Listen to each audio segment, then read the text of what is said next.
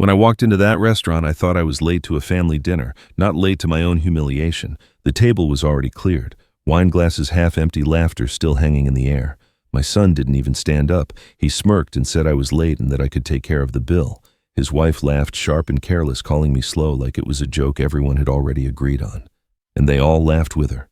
In that moment, I understood everything. I wasn't invited to share the meal. I was invited to pay for it. I stood there surrounded by people who shared my blood, but not an ounce of respect, realizing how easily I had been reduced to a wallet, a punchline, an afterthought. They thought I would sigh, reach for my card, and swallow the shame like I always had before. They thought they knew me. But what they didn't know was that I had already seen who they truly were, and I was done pretending this was love or family. So I smiled calmly, quietly, and called the manager. That single decision changed the entire night. Conversations stopped. Faces stiffened, confidence drained away 1 second at a time. Because what happened next wasn't loud or dramatic at first, it was precise, deliberate, and devastating. This story isn't just about a dinner bill or a public insult. It's about betrayal that cuts deeper because it comes from your own child. It's about humiliation that burns because it's served with laughter. And it's about revenge that doesn't scream, doesn't beg, and doesn't miss. Stay with me until the end, because the twist they never saw coming is exactly what made them realize they picked the wrong man to mock, and the bill they thought I would pay was nothing compared to the price they were about to face. My name is Richard Lawson. I'm 63 years old, a retired structural engineer who spent 4 decades designing bridges and overpasses across Wyoming. I used to believe that building things meant something, that if you created structures strong enough to last, the same principle would apply to family. I was wrong about that. The restaurant was called Carmichael's, one of those places where the menus don't list prices and the waiters speak in hushed tones like they're serving communion. I'd never been there before. When Daniel texted me the address 3 days earlier with the words, "Year-end family dinner 7 p.m. sharp," I assumed it was his way of making amends for missing Thanksgiving. I even wore the blazer Grace bought me the Christmas before she died, thinking it might be nice to look presentable for once. I arrived at 7:02, 2 minutes late because I'd circled the block looking for parking that didn't cost $20 an hour. When the hostess led me to the private dining room in the back, I heard the laughter before I saw them. It was the kind of laughter that stops when someone walks in. Not because they're surprised, but because the joke was about you. The table was cluttered with empty plates, steak bones, picked clean lobster shells, cracked open wine glasses still holding the last red swirls of something expensive. They'd already finished eating, all of them. My son Daniel sat at the far end, his napkin folded neatly beside a dessert plate smeared with chocolate. His wife Evelyn didn't even look up from her phone when I approached. Her parents, Thomas and Linda Carter, occupied the head of the table like visiting royalty, their posture radiating the particular smugness of people who believe they've earned everything they have. "Dad," Daniel said, offering a smile that didn't reach his eyes. "You made it." "Traffic," I said, though there hadn't been any. Nobody stood to greet me. Nobody pulled out a chair. I found an empty seat between a busboy's cart and the wall, the only place setting without food stains. Thomas Carter swirled his wine glass and looked at me the way you might look at a stain on expensive upholstery. "Richard, good of you to join us. We were just discussing investments. Probably not your area of expertise, but feel free to listen." Linda laughed, a sound like ice cracking. "Thomas, don't be cruel. I'm sure Richard has his own simple pleasures. Fishing, isn't it? Or was it woodworking?" "Both," I said. "How quaint." She exchanged a glance with Evelyn, quick practiced like they'd rehearsed it. The conversation continued around me as if I were furniture. Thomas bragged about a commercial development deal that would change the Cheyenne skyline. Linda dropped names of country club members and charity boards. Evelyn finally put down her phone long enough to mention their upcoming renovation, the new kitchen island that cost more than my first car. Daniel said nothing. He studied his water glass like it contained the secrets of the universe. I watched them. That's what 40 years of engineering teaches you, how to observe load-bearing points. Stress fractures, the places where structures fail. Thomas's expensive watch caught the candlelight, but his shoes were scuffed at the heels, the leather cracking. Linda's jewelry was impressive until you noticed she kept touching her neck, adjusting the clasp of a necklace that didn't quite fit. Evelyn's designer bag sat on the table, but the stitching on the handle was fraying. The bill arrived in a leather folder, placed deliberately in the center of the table. Nobody reached for it. Finally, Daniel cleared his throat and slid it toward me with an awkward laugh. "You don't mind, do you, Dad? Since you missed the meal anyway." I opened the folder. $847 for a dinner I hadn't eaten at a restaurant I hadn't chosen with people who hadn't wanted me there. I placed my card on the folder without a word. The waiter took it with a look I recognized, the quiet sympathy of someone who understands humiliation but can't intervene. When he returned with the receipt, I signed my name slowly, carefully. And that's when I saw it. Evelyn was watching me, not with the contempt I'd grown accustomed to, but with something sharper. Her eyes moved from my face to my hand to the card I was tucking back into my wallet. She wasn't just insulting me, I realized. She was measuring me. I drove home that night with the image of Evelyn's eyes burned into my mind. Not contempt, calculation. The distinction kept nagging at me like a loose thread I couldn't stop pulling. By the time I pulled into my driveway, the thread had begun to unravel, something I wasn't prepared to see.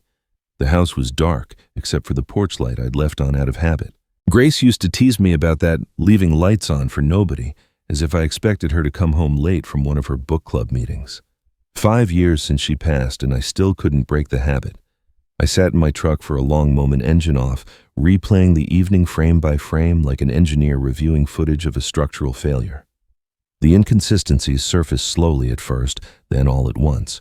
Daniel had texted me at 4:15 that afternoon. "Dinner at 7 Carmichael's, don't be late." But when I scrolled up through my messages, I found another text from 3 days earlier, this one from Evelyn. "Family dinner Sunday, 6:30 p.m. Thomas made reservations." 6:30, not 7. I'd seen Daniel's message first and assumed it was the correct time. I never thought to cross-reference. The reservation was under Thomas's name, not Daniel's. My son hadn't organized anything. He'd been a guest at his own father-in-law's table just like me, except he'd known when to arrive. And this year-end dinner, when had that become a tradition? Grace and I never did anything like it. Daniel and I had always celebrated New Year's Eve together, just the two of us, with takeout and a movie after she died.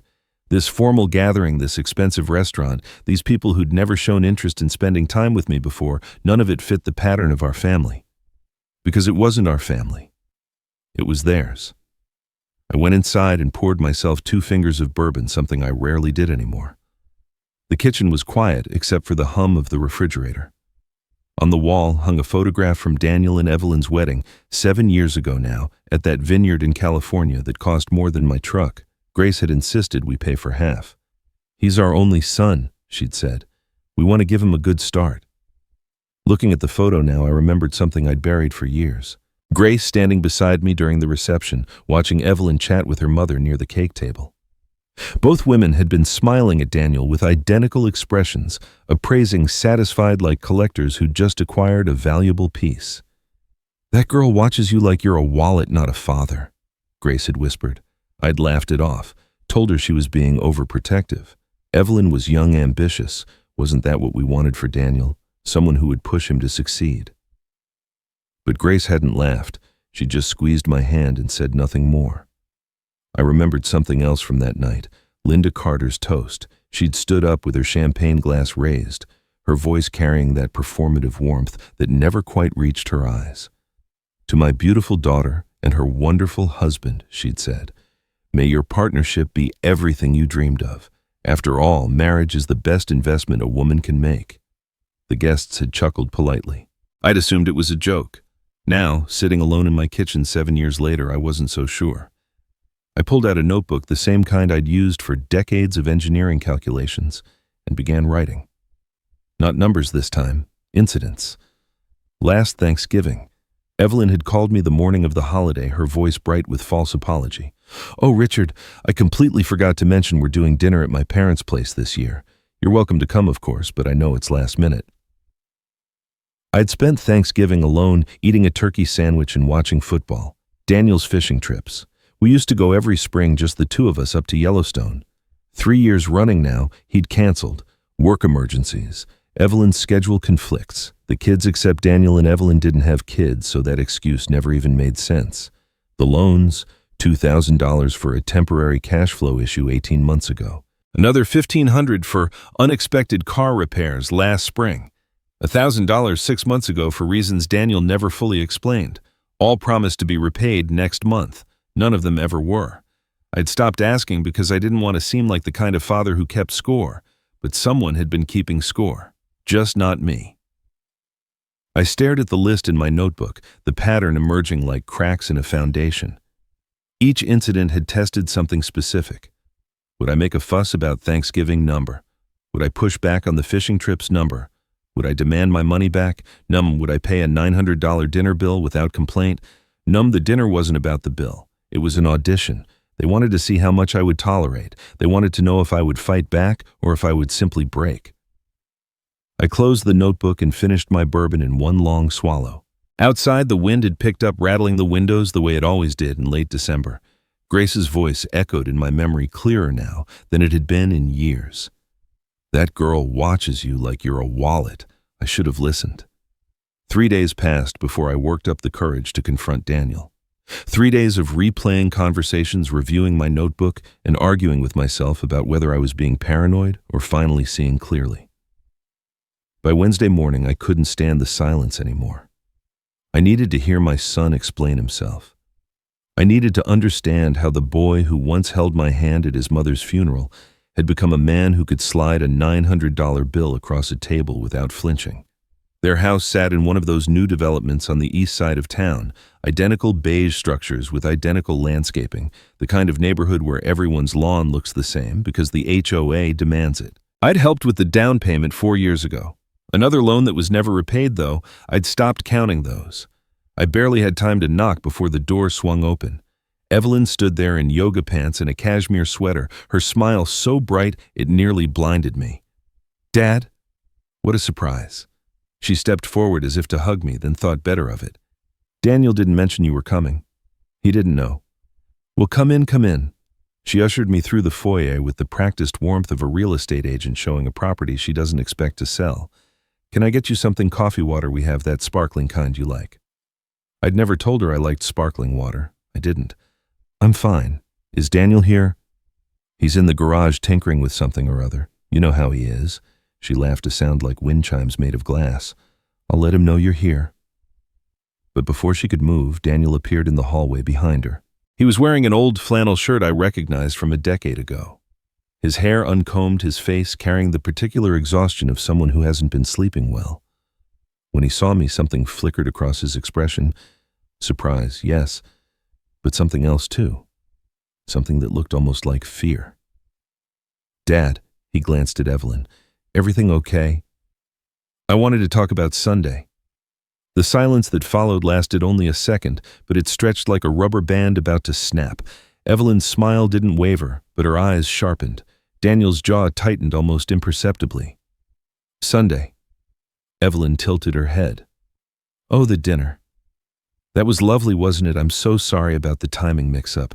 You know how these family things get, everyone's texting different information." "It was just a misunderstanding," Daniel added, his voice flat. "You know how these things happen." The words sounded rehearsed, like lines from a script he'd memorized but didn't believe. "Can we talk?" I looked directly at my son. "Just the two of us." Evelyn's smile flickered for just a moment. "Of course. I need to make some calls anyway. Take your time."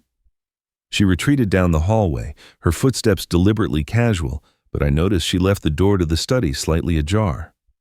Daniel led me to the garage. It was cold out there, the concrete floor radiating winter chill through my boots. He moved to a workbench cluttered with tools and began organizing wrenches that didn't need organizing, his hands trembling slightly as he worked. "Daniel," I kept my voice low, "did you know they planned it that way? The different times arriving late, the bill, did you know?" His eyes darted toward the door that led back into the house. "Dad, please." His voice was barely above a whisper. "Let it go. I can't let it go. I need to understand what's happening here." He turned to face me then, and for a moment I saw something beneath the exhaustion, not weakness but warning. His phone sat on the workbench, positioned face down. A tiny red light blinked near the edge, almost invisible unless you were looking for it. He was recording. The realization hit me like cold water. But recording what?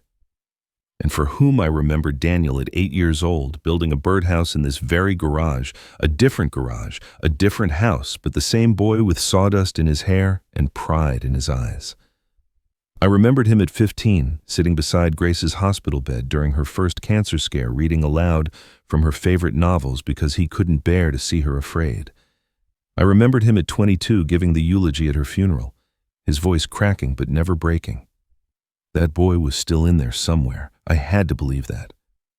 "I should go," I said finally. Daniel walked me to my truck. Evelyn watching from the kitchen window with her phone pressed to her ear. At the driver's door, he stopped me with a hand on my arm. His grip was firmer than I expected. "Dad." His voice was so quiet I almost missed it. "Be careful what you say around her. Walls have ears." The words sounded like surrender. But the tone was something else entirely. A warning, a message I wasn't meant to understand yet. I drove home with my thoughts churning. I'd gone there expecting to lose my son completely. Instead, I'd found something I couldn't quite name. A contradiction. A puzzle with missing pieces. I didn't lose my money that night at Carmichael's. I thought I'd lost my son. But looking back now, I wonder if he was trying to tell me something I wasn't ready to hear. Daniel's warning echoed in my mind for days. Be careful what you say around her. Walls have ears. I turned the words over like stones in my pocket, trying to understand what lay beneath them. Was he protecting himself? Protecting me? Or was it something else entirely, a message wrapped in the language of surrender? I didn't have long to wonder. The following Saturday, Evelyn's white SUV appeared in my driveway without warning. I watched from the kitchen window as she stepped out, smoothing her coat and checking her reflection in the side mirror. She carried a leather folder under one arm, the kind lawyers use for important documents. My stomach tightened. Whatever this was, it wasn't a social call. I opened the door before she could knock. "Richard?" She beamed as if we were old friends reuniting after years apart. "I hope I'm not interrupting anything. I was in the neighborhood and thought we could chat." She'd never been in the neighborhood in the 5 years since Grace died. My house sat on 3 acres outside town, surrounded by nothing but farmland and silence.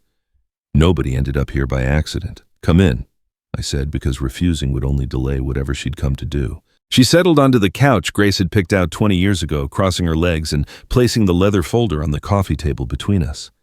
Her movements were precise, rehearsed, like an actress hitting her marks.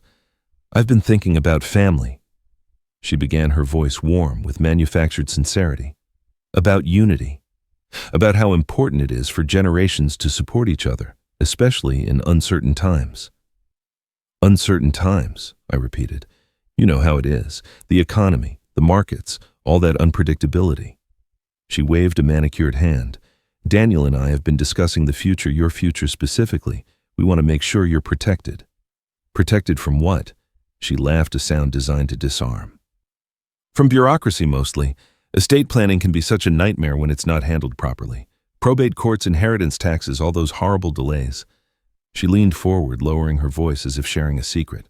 "We thought it might make sense to add Daniel and me to the deed of your house, just for planning purposes. A lawyer friend of mine can handle everything quickly and quietly, no fuss, no expense to you." There it was. The real reason for the dinner, the humiliation, the months of small tests. They weren't just greedy, they were strategic. I kept my face neutral, a skill I'd perfected over decades of contract negotiations with developers who thought engineers were easy to fool. "That's thoughtful of you, Evelyn. I'll have to think it over." "Of course." Her smile didn't waver, but I caught the flicker of frustration behind her eyes. She'd expected less resistance. "Take all the time you need. Though sooner is usually better with these things, you never know what might happen." The implied threat hung in the air like smoke. I decided to test something. "Speaking of planning ahead, how's your father's new development project? Thomas mentioned it at dinner. Sounded like quite an opportunity."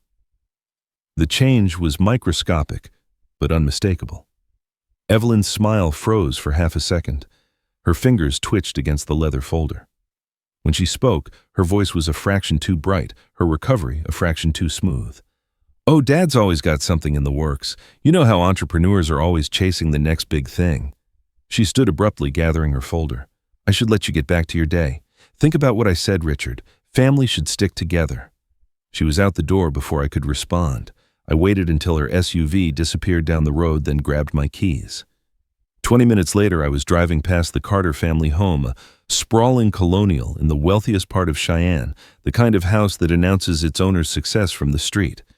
But something was different. Partially hidden behind a row of hedges, barely visible unless you knew to look, stood a for sale sign with a foreclosure notice stapled to the post. I pulled over and called Frank Morrison, a realtor I'd known for 30 years. He owed me a favor from a bridge project that had saved his commercial plaza from flooding back in the 90s. The Carter place. Frank's voice carried the careful neutrality of someone who deals in other people's misfortunes. Yeah, that's been in pre-foreclosure for about 8 months now. Bank's been patient, but patience runs out. Word is, Thomas's business went under 2 years ago, some development deal that collapsed. They've been living on credit and appearances ever since. I thanked him and hung up, staring at the house through my windshield. The lawn was immaculate. The windows gleamed. 2 luxury cars sat in the driveway. Every visible detail screamed prosperity. But beneath the surface, the foundation was crumbling. The puzzle pieces clicked into place with sickening clarity. Thomas's bragging at dinner wasn't confidence. It was desperation, the performance of a man trying to convince himself as much as anyone else. Linda's obsession with investment wasn't philosophy. It was survival strategy passed down to her daughter like a family trade. The expensive restaurant, the designer clothes, the elaborate charade of success. All of it was scaffolding around an empty structure. And Evelyn hadn't married Daniel for love. She'd married him for access to me, to the house Grace and I had paid off 15 years ago, to the retirement accounts I'd built over 4 decades of careful saving, to everything I'd earned through a lifetime of honest work. The dinner humiliation made sense now. It wasn't random cruelty. It was conditioning. They wanted to establish dominance to train me into compliance before making their real move. Pay the bill without complaint. Accept the insults without protest. Learn to say yes so that when the big ass came, the house, the deed, my entire life's work, I'd already be broken. They'd done this before. I could feel it. The smoothness of Evelyn's pitch. Linda's rehearsed cruelty. Thomas's desperate bravado. These weren't amateurs stumbling through a scheme. They were experienced, practiced. I drove home slowly, my mind working through the implications. The bill at the restaurant was never the prize. My house, my savings, my entire life's work, that's what they came for, and they thought I'd hand it over without a fight. That night, I sat at my kitchen table with Grace's photograph watching me from the mantel. The house felt emptier than usual, the silence heavier. I'd spent 40 years solving structural problems, calculating loads, identifying stress points, designing solutions that would hold under pressure. But this wasn't a bridge or an overpass. This was my family. And I had no idea where to begin. Then I remembered a name I hadn't spoken in 5 years. Michael Reeves had been Grace's lawyer long before he became mine. They'd met at a charity fundraiser in the early 90s, 2 people who shared a belief that preparation was the highest form of love. He'd handled our estate planning, our wills, all the paperwork that couples accumulate over decades of building a life together. After Grace's funeral, he'd sent a card and left a voicemail I never returned. Grief has a way of making you retreat from anyone who reminds you of what you've lost. I found his number in an old address book Grace had kept in her desk drawer. My hands trembled slightly as I dialed. It was nearly 9 o'clock, too late for a business call, early enough that he might still be awake. He answered on the second ring. "Richard?" His voice carried no surprise, only a kind of quiet recognition. "I've been waiting for this call." "You have. Grace told me you'd reach out eventually. She just didn't know when." The words landed like a punch to the chest. Grace had been gone for 5 years. Whatever Michael knew, he'd been holding it all that time, waiting for me to be ready. "Can we meet?" I asked. "Tomorrow, my office, 9 o'clock. He paused. "And Richard, bring patience. What I have to show you isn't simple." Michael's office occupied the 2nd floor of a brick building downtown, the kind of place that smelled of old paper and integrity. I'd been there twice before, once to sign our original wills, once to update them after Daniel's wedding. The walls were lined with law books and framed photographs Michael with his late wife, his children, his grandchildren. A life built on trust and careful planning. He met me at the door with a handshake that lingered a moment longer than necessary. His hair had gone completely white since I'd last seen him, but his eyes were sharp as ever. "Sit down," he said, gesturing to a leather chair across from his desk. This is going to take a while. He didn't waste time on small talk. Instead, he opened a drawer and pulled out a thick manila envelope yellowed with age, sealed with tape that had turned brittle over time. Grace's handwriting marked the front for Richard when he's ready. "She came to me 3 weeks before she died," Michael said, settling into his own chair. "I thought it was about updating the will routine stuff given her diagnosis, but that wasn't why she was here. Then why?"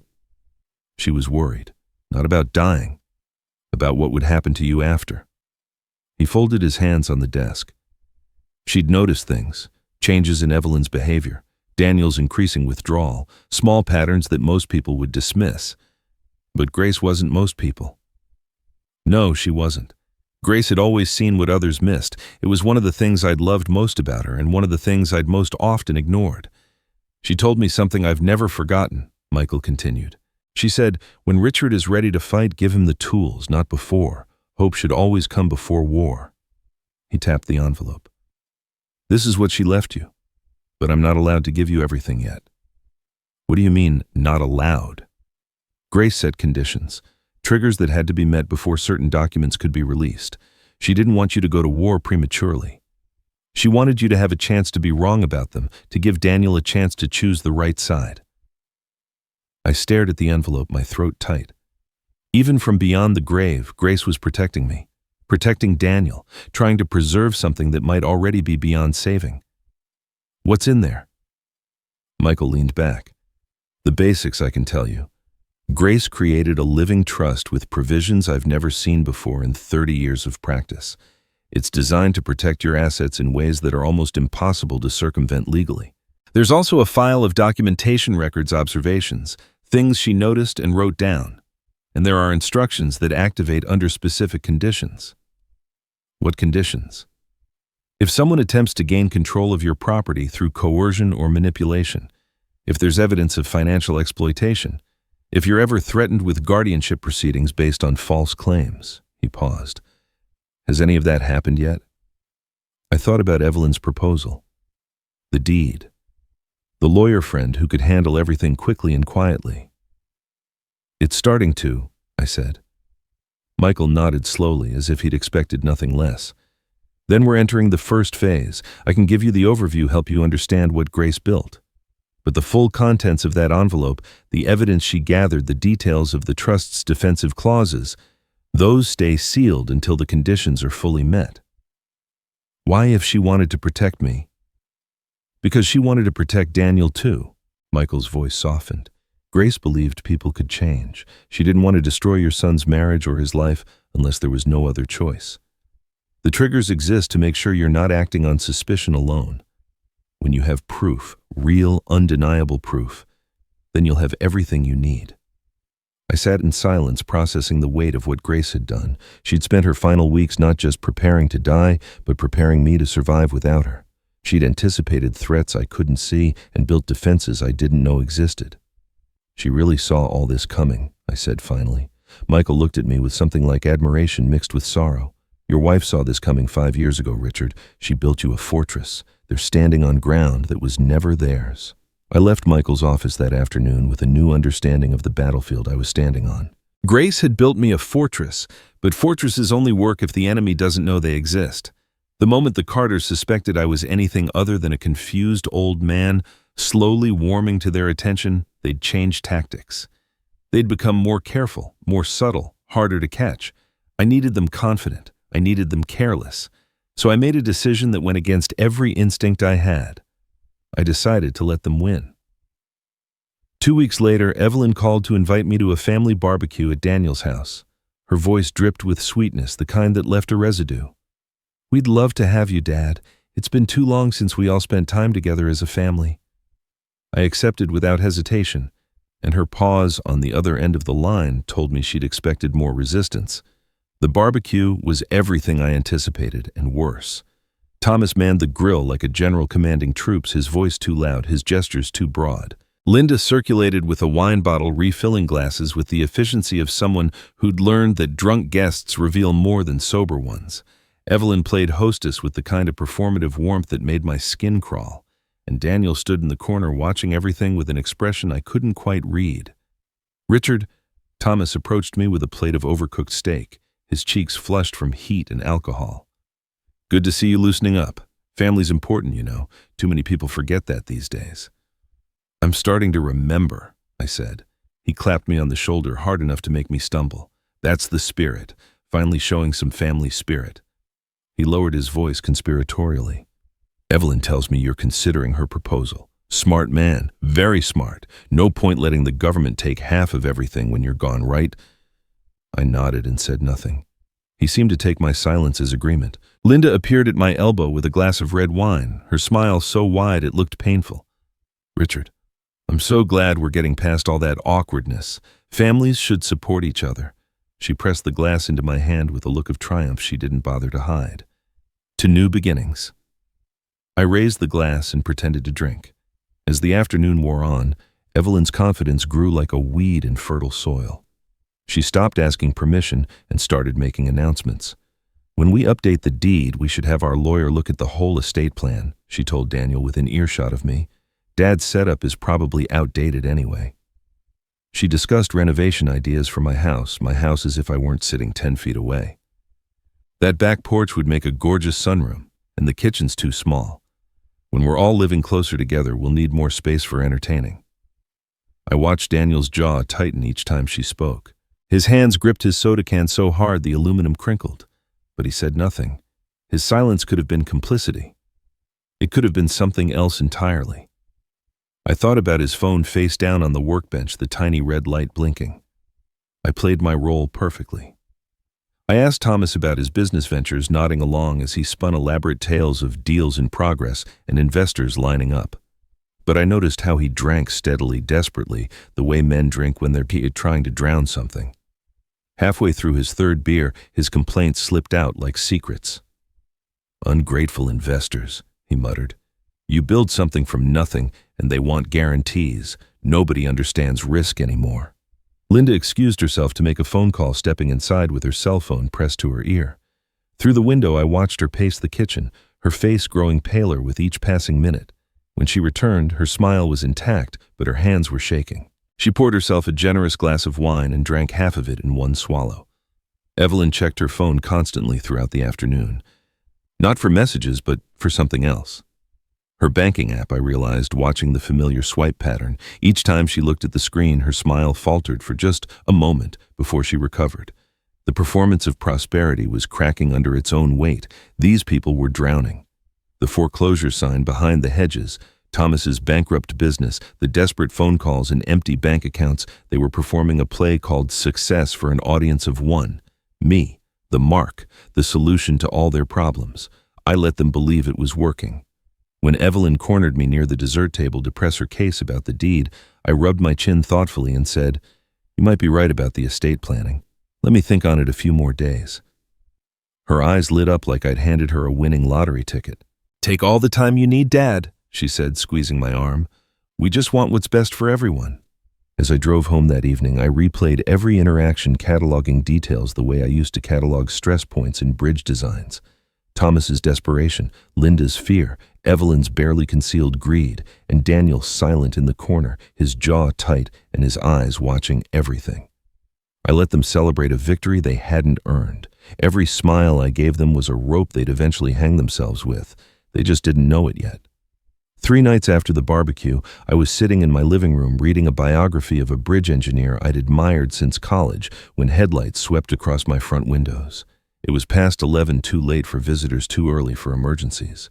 I set down the book and moved to the window, my hand instinctively reaching for the baseball bat I kept by the door. Daniel's car sat in my driveway engine, still running headlights cutting through the darkness. He stepped out alone, his movements jerky, and rushed and crossed to my porch without bothering to lock the vehicle behind him. When I opened the door, I barely recognized him. His face was pale, his eyes red-rimmed, his hair uncombed as if he'd driven here straight from bed. Dad! His voice cracked on the single syllable. We need to talk, not here somewhere she can't hear. I didn't ask questions. I grabbed my jacket and followed him to the car. We drove in silence for 20 minutes past the edge of town and into the empty darkness of rural Wyoming. Daniel's hands gripped the steering wheel so tight his knuckles had gone white. Every few seconds, he checked the rearview mirror, watching for headlights that never appeared. He finally pulled into the parking lot of a truck stop diner I hadn't visited in years, the kind of place where the coffee is burned and nobody asks questions. At this hour, only 2 other cars sat in the lot, long-haul truckers, grabbing a late meal before pushing on. We took a booth in the corner, far from the windows. Daniel ordered coffee with hands that trembled so badly he spilled half of it trying to add sugar. He didn't drink. He just wrapped his fingers around the mug like he needed something to hold on to. "Dad, I need you to understand something." He finally met my eyes, and I saw something there I hadn't seen since he was a boy. Vulnerability, raw and unguarded. "I'm not who you think I am. I'm not who she thinks I am either. Tell me." He took a shaky breath. "Since the dinner, since that night at Carmichael's, I've been recording her. Every conversation I could capture, phone calls, arguments, the plans she discusses with her parents." He reached into his jacket pocket and pulled out a small USB drive, setting it on the table between us. "It's all on here, months of evidence." I stared at the drive, trying to process what he was saying. Months. But the dinner was only... The recording started after the dinner, but my suspicions, those go back further. Daniel's voice steadied slightly, as if confessing was lifting a weight he'd carried too long. 6 months ago, I found a bank statement she'd hidden, transfers to an account I'd never seen. When I traced it, the money was going to her parents. Thousands of dollars, Dad. Our savings funneled out in small amounts she thought I wouldn't notice. My jaw tightened. "Go on."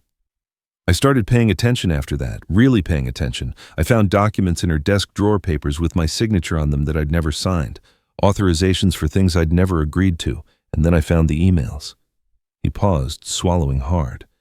"She's been communicating with a lawyer, not a family lawyer, someone who specializes in guardianship cases. They've been discussing options for having you declared mentally incompetent." The words hit me like a physical blow, even though Michael had already warned me this was coming. Hearing it from Daniel, seeing the shame and anger warring in his eyes, made it real in a way it hadn't been before. "She's planning to have you declared incompetent," Daniel continued. "The dinner, the insults, the way they've been treating you, it's all designed to create a narrative. The confused old man who can't manage his affairs, the paranoid father who needs protection from himself. Once they get guardianship, they'll have access to everything. Your house, your accounts, your entire life. And you've been recording all of this." Every chance I got. Phone in my pocket during dinner. Tablet hidden in the bedroom during her calls with her mother. The barbecue, I had a recorder running the whole time. His voice dropped. "That's why I told you to be careful what you said around her. I needed you to play along without knowing why. If you'd confronted her, if you'd given any sign that we were onto her, she'd have destroyed everything before I could gather enough proof." I thought about the barbecue, Daniel in the corner, jaw tight, saying nothing while Evelyn made plans for my property. I'd interpreted his silence as weakness or worse, complicity, but he'd been recording, documenting, building a case. "I know you thought I betrayed you." His eyes glistened in the harsh diner lights. "I needed her to think that too. If she suspected for even a second that I was against her, she'd have covered her tracks. She's smart, Dad. Smarter than people give her credit for. The only way to catch her was to let her believe she'd already won." The waitress drifted by to refill our coffee. Neither of us touched it. "Why didn't you come to me sooner?" I asked when she was gone. "Because I needed to be sure." Daniel's voice cracked again. "For 7 years I've been married to this woman. I thought I loved her. I thought she loved me. Finding out the truth, it didn't happen all at once. It came in pieces, each one worse than the last. I kept hoping I was wrong, kept hoping there was some explanation that would make it all make sense." He shook his head. "There wasn't." He pushed the USB drive across the table toward me. "It's all on there. Recordings, bank statements, copies of the forged documents, screenshots of her emails with the guardianship lawyer, everything you need to stop her." He paused. "Everything we need to stop them." I picked up the drive, feeling its weight in my palm. Such a small thing to contain so much devastation. "I'm sorry it took so long, Dad." Daniel's voice was barely a whisper now, his eyes bright with tears he was fighting to hold back. "I had to be sure. Now I am." I looked at my son. Really looked at him for the first time in years. The exhaustion carved into his face, the fear and determination battling in his eyes, the way his hands still trembled from the weight of what he'd been carrying alone. I'd spent weeks believing I'd lost him. I'd mourned the boy I remembered while resenting the man I thought he'd become. I'd been wrong. I reached across the table and gripped his hand. His fingers tightened around mine like a drowning man grabbing a lifeline. "You didn't betray me," I said quietly. "You were fighting beside me the whole time. I just couldn't see it." We sat in that diner booth until nearly 2 in the morning, the coffee growing cold between us, while Daniel laid out the full scope of what Evelyn had been building. With each detail he revealed, the architecture of her scheme became clearer and more terrifying. "It started about 8 months ago," Daniel said, his voice steadier now that the initial confession was behind him. "She came to me with a stack of papers, tax documents, she said, estate planning updates, things we needed to sign to protect ourselves financially." He shook his head slowly. I trusted her. I signed where she pointed without reading the fine print. What were they really? Most of them were legitimate decoys to make me comfortable, but buried in the stack was a document giving her power of attorney over you if you were ever declared mentally unfit. He pulled a folded paper from his jacket and smoothed it on the table.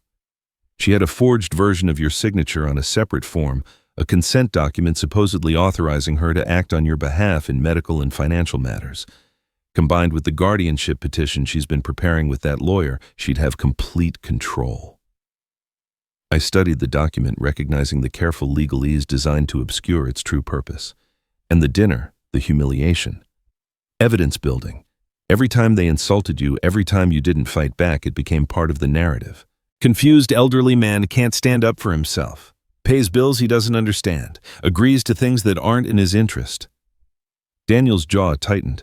They were documenting your decline, a decline they were manufacturing themselves. The precision of it made my stomach turn. This wasn't opportunistic greed. This was systematic predation, each piece carefully positioned like moves in a chess game I hadn't known I was playing. But here's what she doesn't know. Daniel continued, a faint spark of satisfaction breaking through his exhaustion. I recorded the conversation where she pressured me to sign those documents. She was very specific about what she wanted, very clear about the consequences if I refused. Threats about our marriage, about cutting me off from her parents' support. He paused. Under Wyoming law, any document signed under duress can be invalidated. Her own words are the proof. You have her on tape admitting coercion, every word, and there's more. A ghost of a smile crossed his face. When I filed the power of attorney documents with the county, I made some mistakes. Accidentally used the wrong form number, forgot to include a required witness signature, transposed digits in the filing fee. He shrugged. Bureaucratic errors, the kind that make documents legally unenforceable until they're corrected and refiled. She doesn't know. She thinks everything is in place. She's been telling her parents for weeks that they're almost ready to move forward, but the foundation is rotten. She just doesn't know it yet. I leaned back in the booth, processing the implications. Daniel hadn't just been gathering evidence. He'd been actively sabotaging Evelyn's scheme from within, playing the role of the compliant husband, while systematically dismantling her legal framework. What do we do now? I asked. Daniel's expression sobered. That's the hard part. We can't expose her yet. Everything I have, the recordings, the documents, the proof of her communications with the guardianship lawyer, it's enough to defend you if she makes her move. But it's not enough to destroy her completely. She could claim the recordings were taken out of context. She could say the forged signatures were honest mistakes. A good lawyer could create enough doubt to keep her out of serious trouble. So we need more. We need her to make one more move, something undeniable, something witnessed by people who aren't family, who don't have a stake in the outcome. Daniel folded his hands on the table. Michael and I have been talking. He's preparing the legal counterattack, but timing is everything. If we move too soon, she'll slip away. If we wait too long, she might find another angle we haven't anticipated. The mention of Michael surprised me. You've been in contact with him since last week. Mom's letter, the one she left with him, it mentioned me by name. She wanted me to have a chance to choose the right side. His voice thickened. Michael reached out after you visited his office. He needed to know whose side I was really on. Grace. Even now, 5 years gone, she was still orchestrating from beyond the grave, still protecting both of us. What's my role? I asked. The hardest one. Daniel met my eyes. You have to keep playing the confused old man, agreeable, compliant, gradually warming to their attention. If they suspect for even a second that you're onto them, Evelyn will pivot. She'll find another way, something we haven't prepared for. He reached across the table and gripped my arm. I know it's humiliating. I know it goes against everything in you. But we're close, Dad. We just need her to take one more step. I thought about the barbecue, Thomas's desperate bragging, Linda's panicked phone calls, Evelyn's constant checking of her bank account. They were drowning, and they believed I was their lifeline. The moment they grabbed for it, really grabbed in a way that couldn't be denied or explained away, we'd have them. How long? Weeks, maybe. She's getting impatient. Her parents are pressuring her. The foreclosure on their house is moving forward, and they need money fast. Daniel's smile was grim. Desperate people make mistakes. We just have to be ready when she makes hers. We drove back to my house as the first gray light of dawn crept over the horizon. Daniel dropped me at the end of my driveway, unwilling to risk his car being seen there at this hour. I'll be in touch, he said through the open window. Through Michael, not directly. Assume everything at our house is being monitored. I nodded and watched him drive away, the taillights disappearing into the morning mist. One signature would have stolen everything: my home, my savings, my autonomy. But the person Evelyn trusted most had been dismantling her plan from the inside. Now we just needed her to take one more step into the trap she'd built for me. 2 weeks passed in careful silence. I played my role, the agreeable old man, the compliant father, slowly warming to his family's attention. But behind the performance, I was preparing. Michael and I met twice more, refining the legal counterattack. Daniel fed me updates through encrypted messages, each one painting a clearer picture of Evelyn's growing impatience. The Carters were running out of time. Their foreclosure was accelerating. They needed my money, and they needed it now. It was time to force their hand.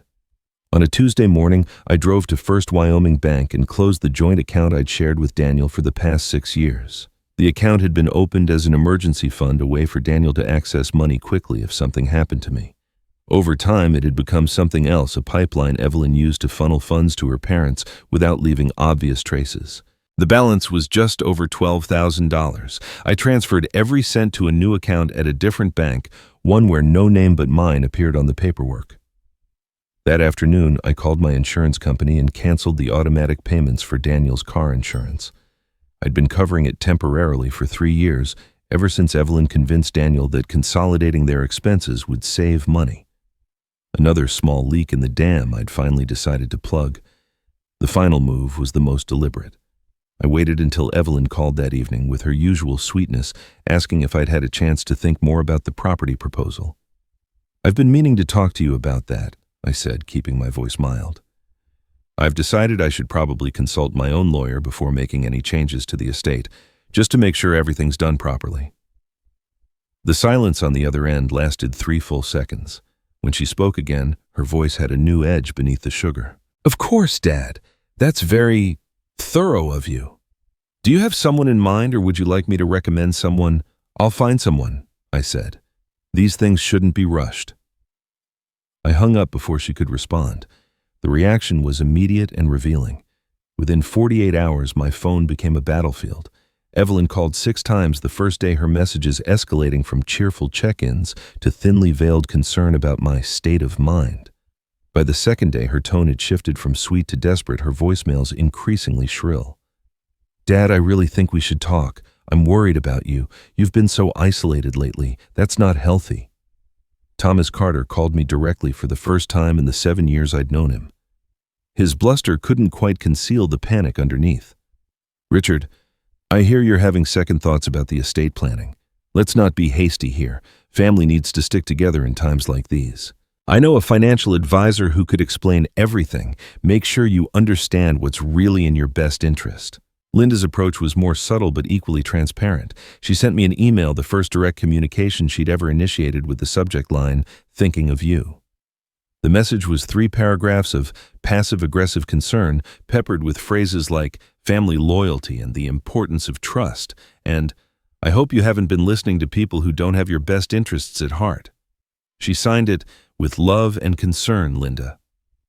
Daniel's reports confirmed what I suspected. Evelyn had entered full crisis mode. She'd made frantic calls to 3 different banks trying to find alternative sources of credit. She'd contacted the guardianship lawyer twice in one day, pushing to accelerate their timeline. She'd even reached out to a real estate agent about getting an emergency assessment of my property's value. She's scared. Daniel told me during a brief phone call from his car, parked in a grocery store lot where Evelyn couldn't overhear. Her parents are pressuring her constantly. The foreclosure notice came last week. They have 60 days to come up with the money or they lose the house. She's running out of options. Good, I said. Desperate people make mistakes. She's going to make her move soon, Dad. Be ready. The move came exactly 1 week later, delivered by certified mail. I stood at my kitchen counter and read the letter 3 times, making sure I understood every word. It was from a law firm I didn't recognize, Henderson & Associates, specialists in elder law and guardianship proceedings. The letter informed me that a petition had been filed with the county court seeking protective guardianship over my person and estate. The petitioner was listed as Evelyn Carter Lawson, acting out of concern for the well-being of Richard Allen Lawson. The grounds cited were comprehensive and damning cognitive decline, evidenced by erratic financial decisions, increasing isolation from family support systems, paranoid behavior, including the sudden closure of established accounts, and inability to manage personal affairs, as demonstrated by failure to maintain consistent insurance coverage. The petition requested that the court appoint a guardian to oversee all financial and medical decisions on my behalf. A hearing was scheduled for 3 weeks from the filing date. I set the letter down and looked out the window at the property Grace and I had built our life on. The garden she'd planted, the workshop where I'd taught Daniel to build birdhouses, the porch where we'd watched 1,000 sunsets together. Everything I'd worked for, everything I'd loved, reduced to legal language designed to strip it all away. My phone buzzed. Another voicemail from Evelyn, her voice tight with manufactured worry. Dad, please call me back. We need to talk about what's best for you. I'm only trying to help. I deleted it without listening to the rest. For the first time in 5 years, I didn't answer when they called. They thought I was losing control, withdrawing, isolating, proving their case about my declining mind. They didn't realize I'd just taken it back. The guardianship petition changed everything. Within hours of receiving it, I was on the phone with Michael Reeves, reading him the legal language word by word. When I finished, he was silent for a long moment. The conditions have been met, he said finally. It's time. Come to my office tomorrow morning. There's something you need to see. I arrived at 9 o'clock sharp, my stomach tight with anticipation.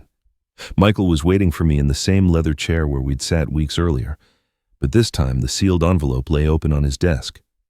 Beside it sat a thick folder and a small USB drive. 5 years of secrets finally ready to be revealed. Sit down, Richard. His voice was gentle in a way that made me nervous. This is going to be difficult. He handed me a handwritten letter, the paper soft with age, the ink slightly faded. I recognized Grace's handwriting immediately. The elegant loops, the careful spacing, the way she always pressed too hard on her downstrokes. My hands trembled as I unfolded it. My dearest Ray, if you're reading this, the storm I saw coming has finally arrived. I'm sorry I couldn't stop it, but I could prepare you. I had to set the letter down for a moment. Even after 5 years, her voice in my head was so clear it felt like she was sitting beside me. I know you, my love. You see the best in people, even when they show you the worst. It's one of the things I've always loved about you, and one of the things that frightened me most as I watched our son's marriage unfold. I noticed Evelyn the moment I met her. Not because she was unkind, she was careful never to be overtly cruel. But I saw the way she studied you, cataloging your assets before she learned your name. At the wedding reception, while everyone else was dancing, I watched her examine our financial documents on Daniel's laptop. She thought no one was paying attention. I was. The letter continued for 2 more pages, each paragraph revealing another observation I'd missed. Grace had watched Linda coach Evelyn at family gatherings, the older woman whispering instructions that her daughter absorbed like lessons in a trade. She'd noticed how Evelyn's warmth toward me increased whenever money was discussed and cooled whenever I mentioned anything personal. She'd documented small incidents, a conversation overheard, an expression, caught a pattern of behavior that painted a picture I'd been too blind to see. 6 months before I died, I hired a private investigator. I know that sounds dramatic, and perhaps it was. but I needed to know if my suspicions were justified or if illness was making me paranoid. What he found convinced me I wasn't imagining anything. The folder contains his full report. Read it carefully. What the Carters did to you, they've done before. Michael slid the folder across the desk. It was thick, at least 50 pages of typed reports, photographs, and official documents. The first page bore a header from Weston Investigations, a firm based in Denver. The subject line read, "Background Investigation, Carter Family." I read for nearly an hour without speaking. Michael sat quietly refilling my coffee twice, saying nothing. The report painted a devastating picture. Before moving to Wyoming, the Carters had lived in Arizona for 8 years. During that time, Linda Carter had befriended an elderly woman named Helen Marsh, a widow whose husband had left her a substantial estate. Helen's son, Robert, had married a woman named Patricia 6 years before Helen's death. Patricia was Linda's niece. The pattern was identical to what I was living through now: ingratiation. Isolation from outside support, gradual financial control disguised as helpful estate planning. And when Helen Marsh began to resist a guardianship petition, citing cognitive decline and erratic behavior, Helen signed over her property rights 8 months before she died. The cause of death was listed as natural causes heart failure, not unexpected in a woman of 83.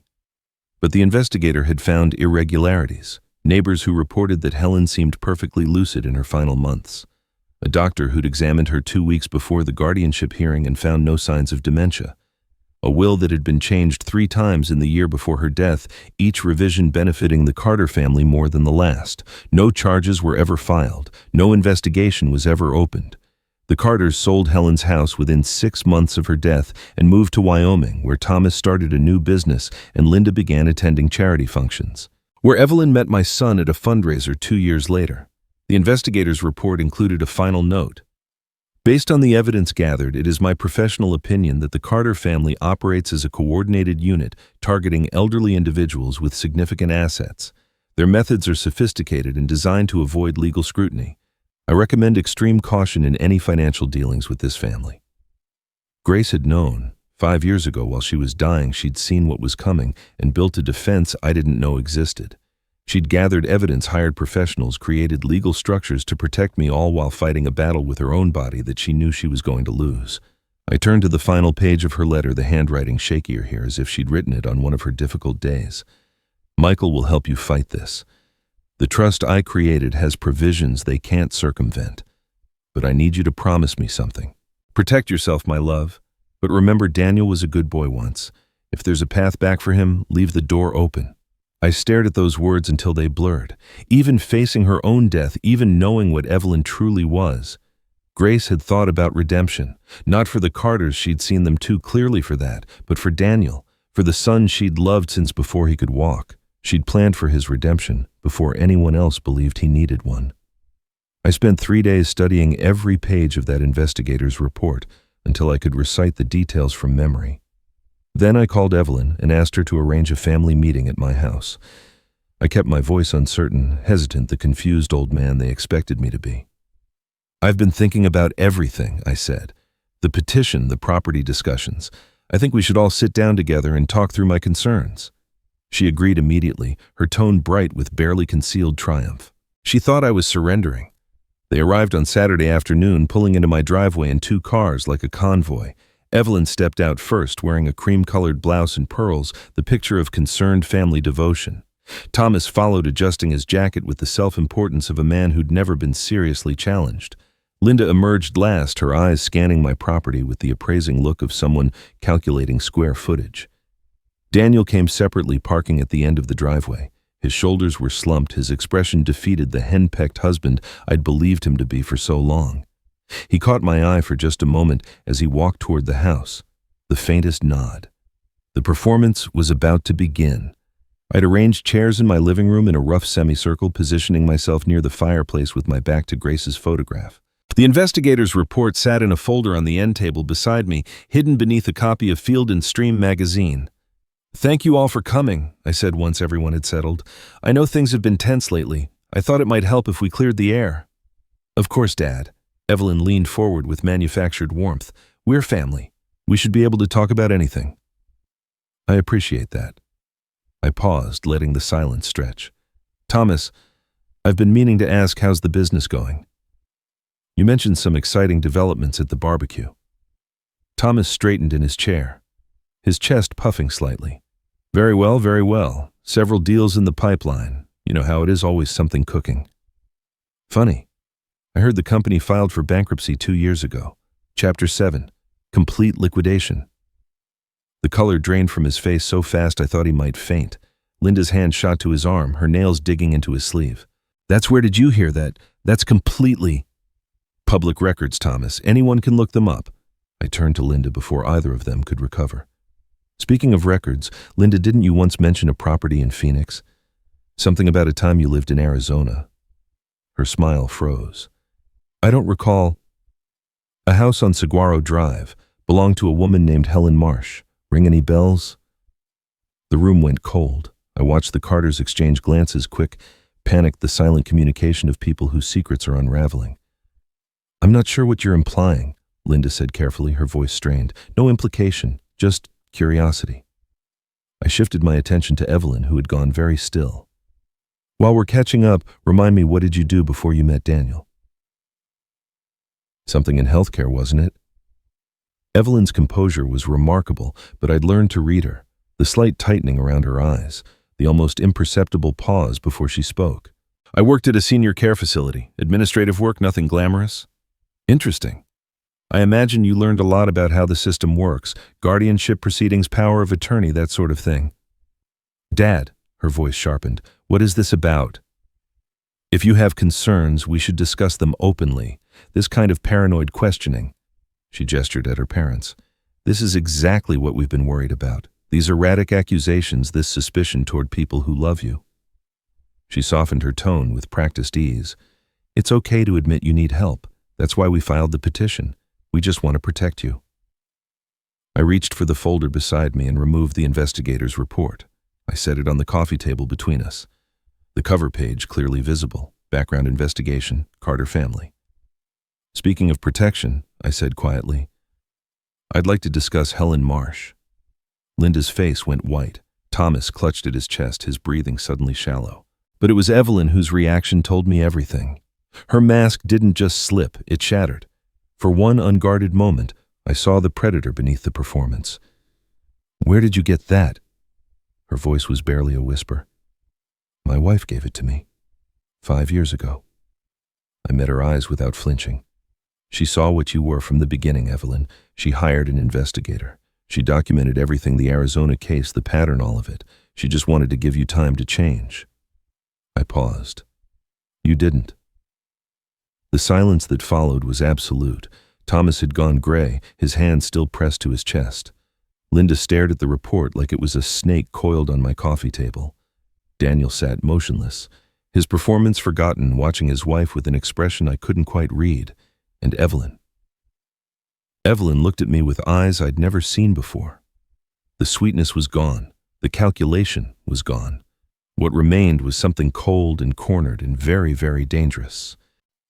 You don't know what you're doing, she said finally, her voice flat. You have no idea what you've started. I know exactly what I'm doing, I replied. For the first time in years. The room went silent. For the first time, Evelyn had nothing to say. But the look in her eyes told me this wasn't over. Cornered animals are the most dangerous kind. The tension in the room was still crackling when the doorbell rang. I'd been expecting it. Michael Reeves stepped inside carrying a leather briefcase, his presence radiating the calm authority of a man who'd spent decades navigating courtrooms and confrontations. He nodded to me, then surveyed the Carters with the detached assessment of someone examining evidence. I apologize for the interruption, he said, though his tone suggested no apology at all.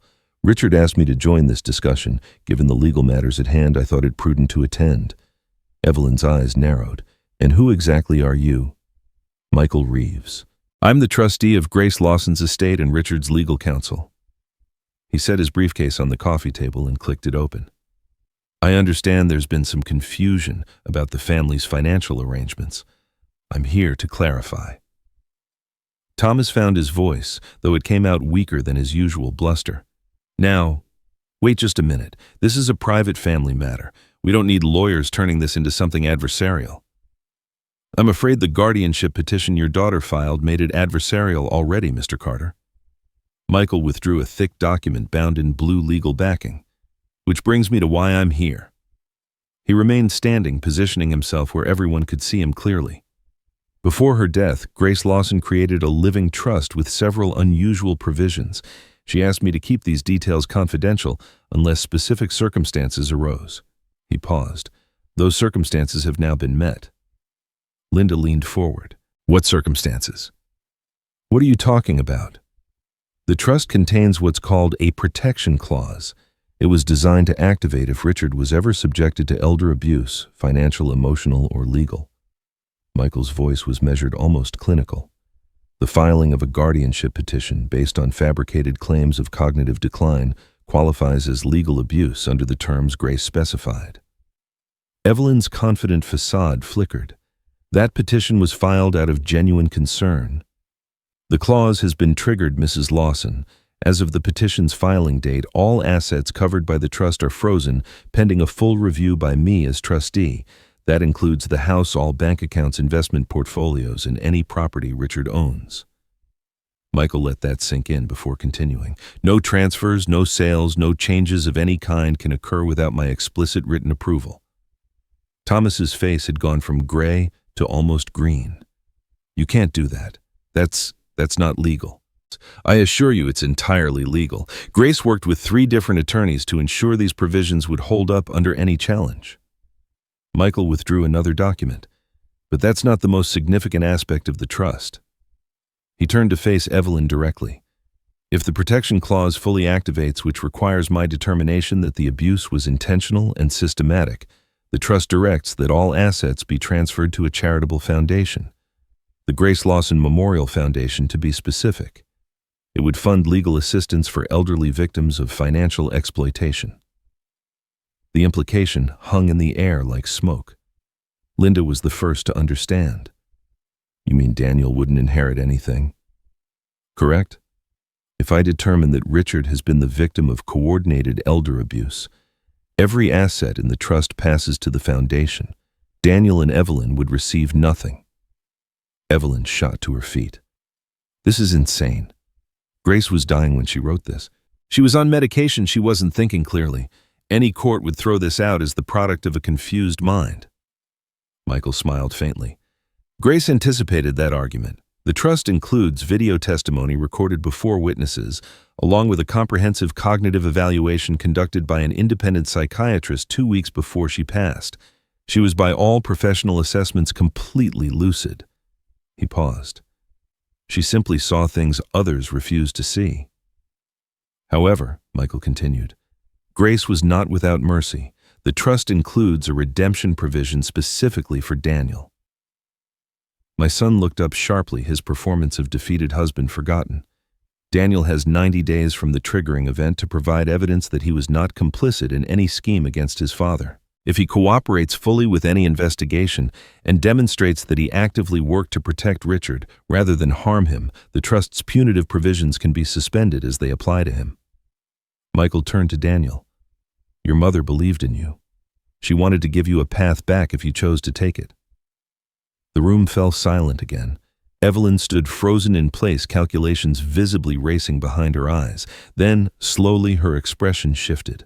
Her shoulders dropped, her lip trembled, tears began streaming down her cheeks. I can't believe this, she whispered, her voice breaking. I can't believe you're all doing this to me. I was only trying to help. Richard's been struggling, anyone can see that. I just wanted to make sure he was taken care of. She turned to me, mascara running. Dad, I love you. I know we've had our differences, but everything I've done has been out of concern. Grace, she was confused at the end. The cancer, the medication. You can't hold me responsible for the paranoid fantasies of a dying woman. It was a masterful performance. Even knowing what I knew, part of me felt the pull of her apparent sincerity. I saw Thomas and Linda watching, hopefully waiting to see if the manipulation would work. Then Daniel stood up. The movement was slow, deliberate, commanding attention without demanding it. He reached into his jacket pocket and pulled out his phone. His hands weren't shaking anymore. I think everyone needs to hear something, he said quietly. He pressed play. Evelyn's voice filled the room, tinny through the phone's speaker but perfectly clear.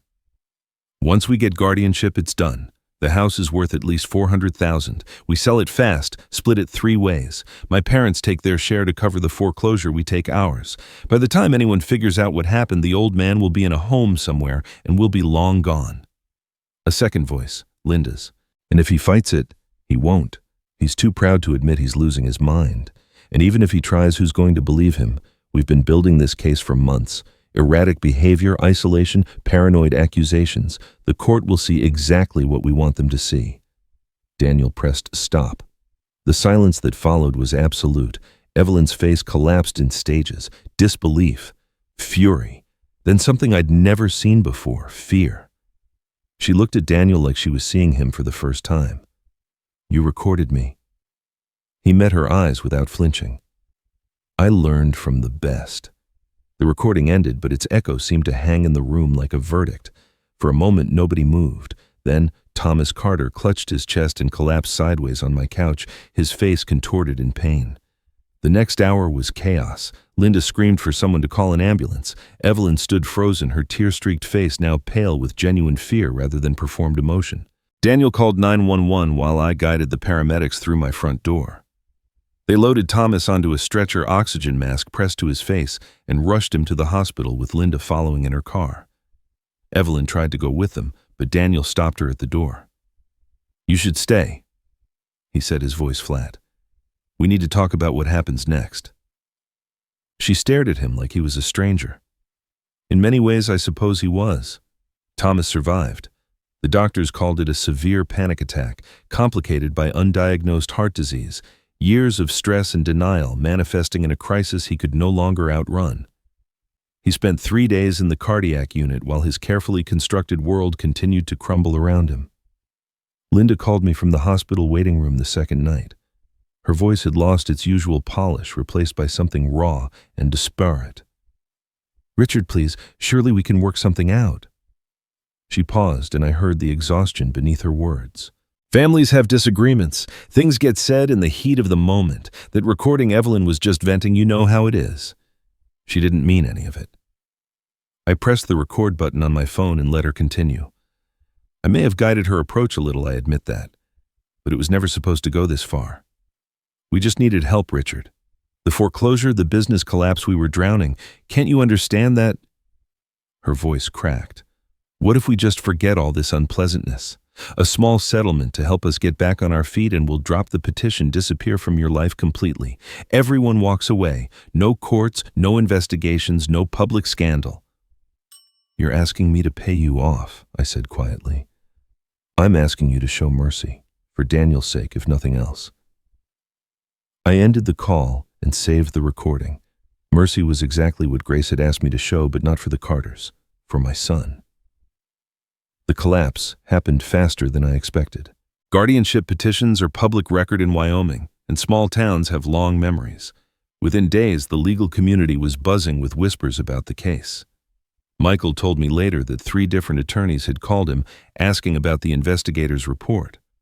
One of them had a client in Arizona, a woman named Susan Marsh, Helen's daughter-in-law, who had spent years suspecting something was wrong about her mother-in-law's final months, but could never prove it. Susan Marsh contacted the Wyoming Department of Family Services.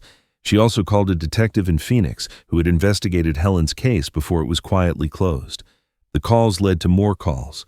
Old files were reopened. Patterns that had been invisible in isolation became obvious when connected. The Carters' foreclosure proceeded without interruption. The bank had been patient for months, but patience has limits. The auction was scheduled for the end of the month. Thomas watched from his hospital bed while his wife scrambled to find solutions that no longer existed. Evelyn's world contracted around her like a closing fist. Daniel filed for divorce 3 days after the confrontation, citing fraud and coercion. The paperwork was brutal in its precision. Michael had helped prepare it, documenting every forged signature, every funneled dollar, every recorded conversation. Evelyn retained a lawyer, but even he seemed to recognize a losing battle. The Wyoming Department of Family Services opened a formal investigation into elder abuse. An investigator interviewed me for 2 hours, asking detailed questions about the dinner at Carmichael's, the property proposal, the guardianship petition. I showed her the evidence Daniel had gathered, the investigator's report. Grace had commissioned the recording of Linda offering a settlement in exchange for silence. She took notes without expression, but I saw the tightening around her eyes when she heard Linda's voice admitting she'd guided Evelyn's approach. The lawyer who had prepared Evelyn's guardianship petition withdrew from the case, citing newly discovered conflicts of interest. Translation: he'd realized his client had used him as a tool in an elder abuse scheme, and he wanted no part of the consequences. The final collapse came on a Tuesday afternoon. Evelyn called Daniel. I learned this later, begging him to intervene. She needed money for her legal defense. She needed someone to speak on her behalf. She needed help. Daniel told her to call her parents. She tried. Linda's phone went straight to voicemail. Thomas, released from the hospital, but facing his own legal exposure from the Arizona investigation, had stopped answering calls entirely. The family that had operated as a coordinated predatory unit for years had fractured under pressure, each member scrambling to save themselves. I watched it all from a distance, feeling less like a victor than a witness to a natural disaster. These people had tried to steal everything I'd built. They'd manipulated my son, desecrated my wife's memory, and treated me like an obstacle to be removed. By every measure of justice, they deserved what was happening to them. But watching the destruction, Thomas's gray face in the ambulance, Linda's desperate phone call, Evelyn standing alone in my living room as her marriage and her schemes collapsed simultaneously, I couldn't summon the satisfaction I'd expected to feel. They'd spent years building a facade of success and respectability. It took 2 weeks for it all to collapse, but I didn't feel triumph watching them fall. I felt tired and something like pity for the people they might have been. A week after the confrontation, Daniel's car appeared in my driveway again. This time it was mid-afternoon, the autumn sun casting long shadows across the yard. He didn't call ahead. He just showed up the way family used to before everything became complicated. I met him at the door, and for a moment, neither of us spoke. He looked different somehow, not just tired, though he was clearly exhausted. Something in his posture had shifted. The performance was over. The man standing on my porch was simply my son, stripped of pretense and unsure what came next. "I'm not here to talk strategy," he said quietly. I needed to be somewhere that felt like home." I stepped aside and let him in. We ended up on the back porch, sitting in the old wooden chairs Grace had picked out 20 years ago. This was where she and I had spent countless evenings watching the sun sink behind the mountains, talking about nothing and everything. After she died, I'd avoided the porch for months. The emptiness of the second chair had been too much to bear. Now Daniel sat in it, and the rightness of that felt like a small grace. For a long time we shared silence, the kind of silence that doesn't need filling, that exists between people who've been through something together and don't need words to acknowledge it. A hawk circled lazily in the distance, riding thermals I couldn't see. Finally, Daniel spoke. "I keep trying to figure out when it started." His voice was rough, as if the words had to fight their way out. "When I stopped being myself and started being whoever she needed me to be. But there wasn't a single moment. It was gradual, so gradual I didn't notice until I couldn't recognize myself anymore." I waited, letting him find his own pace. In the beginning, she was everything I thought I wanted. Smart, confident, ambitious. She had this way of making me feel like I was the center of her world. He laughed bitterly. "I didn't realize she was just figuring out how to manage me. By the time I understood what was happening, I'd already handed her all the control. My finances, my friendships, my relationship with you and Mom. She isolated me so carefully I thought I was making my own choices." "Why didn't you come to us?" "Shame." The word came out like a confession. I was ashamed that I'd let it happen, that I couldn't see what she was doing, that I was too weak to stop it. He turned to look at me, his eyes red-rimmed, and I kept thinking I could fix it from inside. That if I just understood her better, loved her better, tried harder, I could change things, make it work. He shook his head. I was wrong. About all of it. I thought about all the signs I'd missed, the canceled fishing trips, the unanswered calls, the way Daniel had seemed to shrink over the years, becoming less present, less himself. I'd attributed it to work stress, to the normal drift that happens between parents and adult children. I'd never imagined he was drowning. "Your mother saw it," I said. "Before any of us." "I know." His voice cracked. "I've been thinking about that a lot, how she tried to warn me and I didn't listen, how she must have felt watching what was happening and knowing she couldn't stop it." I stood and went inside, returning with Grace's letter. I'd read it so many times the paper had grown soft at the folds. I handed it to Daniel and pointed to a section near the middle, the part she'd written specifically for him. He read it aloud, his voice barely above a whisper. "Danny, if you're reading this, you found your way back. I never doubted you would. Remember what I told you when you were 10? Courage isn't about not being afraid. It's about doing the right thing even when you are. You were afraid for years, sweetheart, but you're not anymore. That's all the proof I need that the boy I raised is still in there." Daniel stopped reading. His shoulders began to shake. The sound that came from him wasn't crying exactly. It was something deeper, more primal. The release of years of suppressed grief and guilt and fear. He pressed the letter to his chest and wept the way he hadn't since the day we buried his mother. I moved my chair closer and put my hand on his shoulder. There was nothing to say. Some pain can only be witnessed, not fixed. When he finally collected himself, the sun had dropped below the tree line. The porch was bathed in the soft purple light of dusk, the air cooling around us. "I'm going to testify," he said, his voice steadier now. "Whatever the investigators need, whatever the courts require, I'll tell them everything." "I know you will." And I started seeing someone, a therapist, someone who specializes in... He hesitated. "In helping people who've been in controlling relationships. I need to understand how I let this happen. I need to make sure it never happens again." I nodded. "That takes courage too." We sat in silence again, but it felt different now.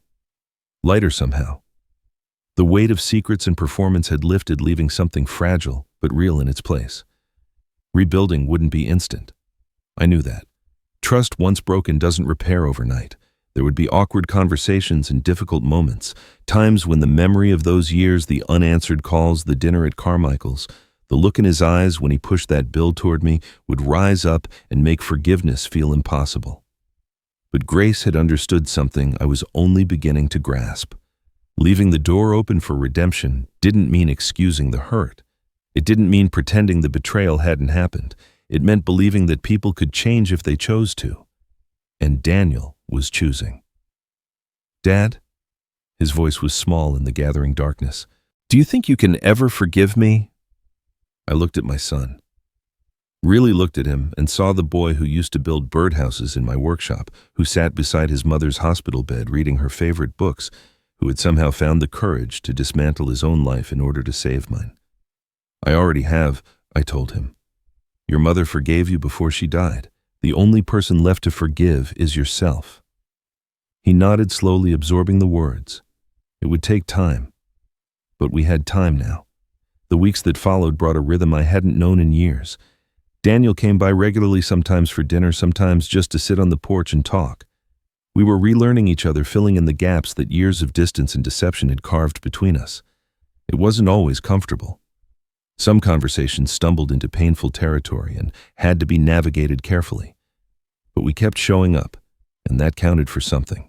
One evening in late October, Daniel arrived with a bottle of wine and an expression I couldn't quite read. We settled into our usual spots on the porch, the autumn air carrying the first hints of winter's approach. He poured 2 glasses and handed one to me, then stared at his own for a long moment before speaking. "There's something I need to tell you," he said. "Something I did that you don't know about." My chest tightened. After everything we'd been through, I'd thought the secrets were finally over. "What is it?" About a month ago, before the confrontation, before any of this became public, I sent copies of everything to the FBI. He met my eyes. The recordings, the financial documents, the investigators' report on Helen Marsh, all of it. I also contacted authorities in Arizona and gave them what I had on the Phoenix case. I set down my wine glass. "You never mentioned that.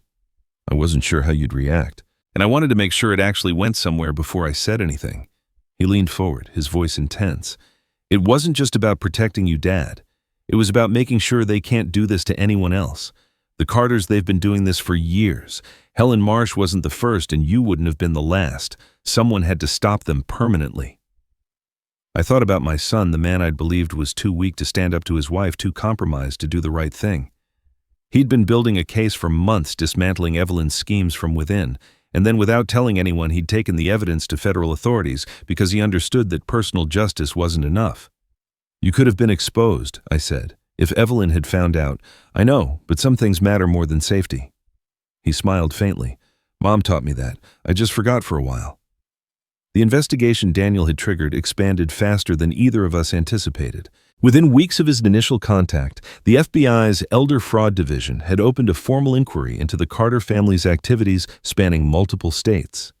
2 other families came forward with stories eerily similar to mine and Helen Marsh's, a couple in Nevada whose elderly mother had signed over her savings before a mysterious fall, and a widower in New Mexico who had been isolated from his children before his assets were transferred to caregivers he barely knew. The connections were undeniable. The Carters had been running variations of the same scheme for nearly a decade. Linda faced federal charges for wire fraud related to the money Evelyn had funneled to her parents across state lines. The evidence Daniel had gathered: bank records, recorded conversations, documentation of the systematic transfers formed the backbone of the prosecution's case. Thomas, his heart condition worsening under the weight of legal pressure and public exposure, was deemed too ill to stand trial. He spent most of his days in a care facility, now the bills mounting faster than his non-existent resources could cover. Evelyn made a different calculation. Facing multiple state and federal charges, she chose to cooperate with investigators in exchange for reduced sentencing. Her testimony filled in gaps that documentation alone couldn't provide.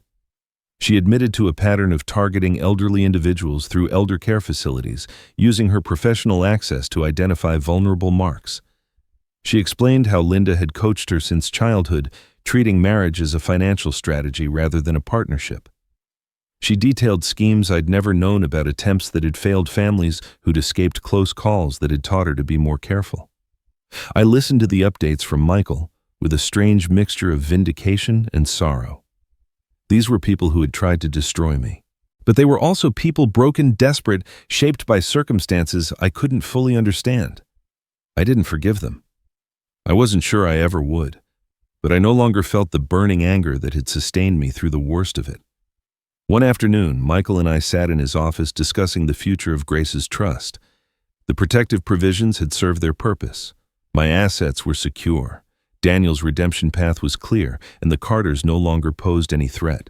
The question now was what to do with what remained. Grace left you considerable resources, Michael said. More than enough to live comfortably for the rest of your life, but I know she'd want you to think about legacy. Legacy. The word felt heavy in my mouth. I thought about Helen Marsh, who had died without anyone to fight for her, about the families in Nevada and New Mexico who had suffered in silence because they didn't know where to turn, about all the elderly people across the country who were being manipulated by the people they trusted most, with no investigator's report to save them. I want to start a foundation, I said. Michael raised an eyebrow. What kind? The Grace Lawson Foundation for Elder Protection. Legal resources for seniors facing financial exploitation, especially by family members. Help for people who don't have lawyers or investigators or sons brave enough to record their abusers. I paused. Grace's report exposed the Carters. I want to help create 1,000 more reports, expose 1,000 more predators. Michael nodded slowly, making notes. That's a significant undertaking. You'd need staff partnerships with legal aid organizations, a whole infrastructure. Then we'll build it. He smiled, the first genuine smile I'd seen from him since this began. Grace would be proud. We spent the next hour discussing logistics, funding structures, non-profit requirements, potential partnerships with existing elder advocacy groups. When we'd covered the basics, Michael looked up from his notes. One more thing. What do you want the foundation's mission statement to be? I thought about Grace, about the letter she'd left me, the fortress she'd built, the door she'd insisted I leave open for Daniel. About all the kindness I'd shown the Carters over the years, the loans never repaid the insults, absorbed the dignity surrendered in the name of family peace. Kindness without boundaries is an invitation to be used, I said finally. Let's help people learn where to draw the line. 6 months can change everything. Or perhaps it simply reveals what was always possible, waiting beneath the surface for the right conditions to emerge. My house looks the same from the outside, the same white siding Grace chose when we built it, the same blue shutters I've repainted every 5 years, the same gravel driveway that crunches under tires in a way that always told her I was home. But inside, everything is different, The spare bedroom that sat empty for years has become an informal office for the foundation. Filing cabinets line one wall stuffed with case files and legal templates. A second-hand desk holds my laptop where I spend mornings answering emails from families across the country who found us through our website or word of mouth. Daniel visits every weekend now, sometimes more often. He brings groceries I don't need and fixes things around the house that aren't broken excuses to be here to rebuild what we almost lost. Occasionally he arrives with friends from his therapy group, men and women who are reconstructing their lives after controlling relationships. We sit on the porch and talk, or we work in the garden, or we simply share space without needing to fill it with words. The garden itself has been transformed. Daniel and I spent an entire spring weekend restoring the beds Grace planted decades ago. The roses are thriving again. The herbs have spread beyond their borders. Life stubbornly reasserting itself. The world kept turning while we healed, and the people who tried to destroy us faced their own reckonings. Evelyn accepted a plea deal, 5 years probation, mandatory counseling, community service with an elder advocacy organization. The irony wasn't lost on me. She'll never fully acknowledge what she did. Her therapist reports that she still frames herself as a victim of circumstances rather than architect of harm. But she's no longer a threat. The legal constraints ensure that, and her own diminished circumstances do the rest. Thomas Carter never recovered from the stress of exposure. His heart, weakened by years of hidden disease and the strain of maintaining an elaborate fiction, gave out 3 months after the confrontation in my living room. I didn't attend the funeral. Neither did Daniel. Linda, alone now and facing her own federal charges, took a plea deal that kept her out of prison in exchange for testimony against other members of the networks she'd helped build over the years. Last I heard, she'd moved to Nevada to live with a distant cousin, her social standing and financial resources both exhausted. The Carter family home, that sprawling colonial, where they'd performed prosperity for so many years, sold at auction to a young couple with 2 children. I drove past it once a few weeks after they moved in. There were bicycles in the driveway and a swing set in the backyard. The hedges that had hidden the foreclosure sign were gone, replaced by a vegetable garden. New life in a space that had held so much deception. Daniel's divorce was finalized in April. He signed the papers without ceremony, closed that chapter of his life with the same quiet determination he'd shown throughout. A month later, he introduced me to someone new, a woman named Sarah who works as a librarian at the community college. She laughs easily, asks questions because she's genuinely curious about the answers, and looks at Daniel with uncomplicated affection. When she shook my hand for the first time, her grip was firm, and her smile reached her eyes. I liked her immediately. On the anniversary of Grace's death, I drove to the cemetery with a bouquet of yellow roses, her favorites, the ones she always said reminded her of sunshine captured in petals. The grounds were quiet in the late afternoon light, the grass still green despite the approaching autumn. I found her headstone and settled onto the small bench I'd had installed years ago when sitting on the ground became harder than my pride wanted to admit. I have a lot to tell you, I said. I told her about the foundation, 17 families helped in just 6 months, legal resources provided, predators exposed, boundaries drawn. I told her about Daniel, about his therapy and his healing, and the way he'd become an advocate himself, speaking at community centers about the warning signs of financial exploitation. I told her about Sarah and about the garden and about the way her roses had bloomed brighter this year than any year since she'd died. And I told her she was right. About Evelyn, about the investigator, about leaving the door open for Daniel, about everything. She'd seen the storm coming 5 years before it arrived and built a shelter I didn't know I needed. She'd trusted that our son would find his way back even when I'd given up hope. She'd understood that protection and love weren't opposites, that sometimes the most loving thing you could do was prepare the people you cherished for battles you wouldn't be there to fight. The sun sank toward the horizon, casting long shadows across the grass. The light turned golden, then amber, then the soft purple of approaching dusk. I sat with my wife's memory and felt something I hadn't felt in years. Peace. Not the absence of pain that never fully leaves, but the presence of something stronger, purpose, connection. The knowledge that what I'd built would outlast me, that Grace's foresight would protect people she'd never meet, that our son had become a man she would have been proud of. I stood slowly, my knees protesting the way they always did now, and placed the roses against her headstone. "Thank you," I said, "for everything." I didn't win by destroying anyone. I won by protecting what mattered and letting go of what didn't. Grace taught me that love isn't just about holding on, it's about knowing what's worth fighting for. I finally understood. And for the first time since she left, I felt like I'd made her proud. And that is the story of how one dinner invitation revealed a conspiracy that had been building for years. Richard Lawson walked into that restaurant expecting a family meal and discovered instead that the people closest to him had been planning to take everything he had worked his entire life to build. But what Evelyn and the Carters never anticipated was that Grace Lawson had seen them coming half a decade before they made their move. She built a fortress her husband did not know existed and left the blueprints with a trusted friend waiting for the day Richard would need them. This story reminds us that kindness should never be mistaken for weakness, and that the people who underestimate quiet strength often learn that lesson too late. It also teaches us that redemption is possible when someone chooses courage over comfort, as Daniel did when he decided to stand with his father instead of the woman who had manipulated him for years. If this story moved you, if it made you think about the importance of protecting yourself and your loved ones while still leaving room for forgiveness, I hope you will share it with someone who needs to hear it. Perhaps someone who has felt taken advantage of by people they trusted, or someone who is watching a family member be mistreated and does not know how to help. Leave a comment below and tell me what moment in this story affected you the most. Was it Grace's letter from beyond the grave, Daniel's secret recordings, or Richard's final words at his wife's graveside? I read every comment, and your thoughts help shape the stories we tell next. Thank you for listening until the very end.